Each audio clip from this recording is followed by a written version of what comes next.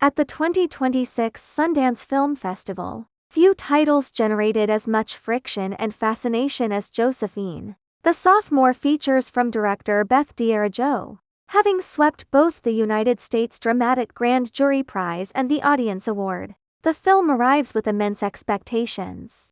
It is a deeply personal project, born from Diarra's own childhood memories and refined through years of development at the Sundance Institute. The story follows 8-year-old Josephine, played by a staggering Mason Reeves, whose routine is 6 a.m. park runs with her father are shattered when she witnesses a life-altering event. The film's greatest triumph is its unwavering commitment to Josephine's perspective. Through restless camera movements and clever visual motifs, Diarra traps the viewer in the child's new normal, where school, home, and even her parents' marriages are filtered through the lens of unprocessed trauma. Reeves delivers a performance so authentic and haunting that you find yourself instinctively worrying for the actress's well-being. However, the film's power begins to flicker the moment it looks away from Josephine. In an odd choice for a film so focused on a child's perception, Diarra shows the traumatic event with a bluntness that undercuts the mystery of Josephine's internal struggles.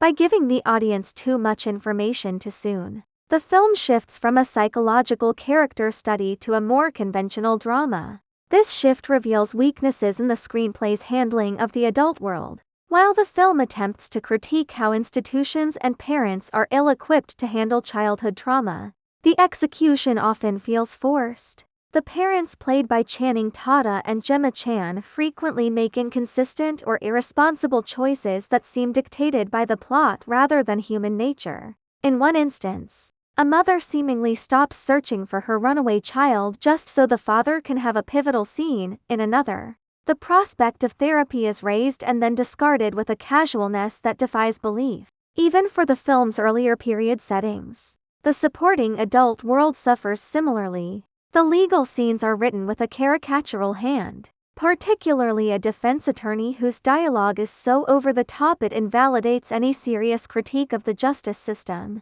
Furthermore, the film occasionally feels self-conscious of its own awards pedigree. There are Oscar clips moments framed around Tatum that, while well acted, pulling focus away from Josephine's journey and towards the performance itself. Ultimately, Josephine is a film of two halves. When it remains locked on Mason Reeves' face, it is a devastatingly effective exploration of a fractured childhood. When it pivots to the adults, the realism flattens into awkward procedural beats. It is a moving, often fantastic achievement, even if the surrounding narrative lacks the sophistication of its young lead.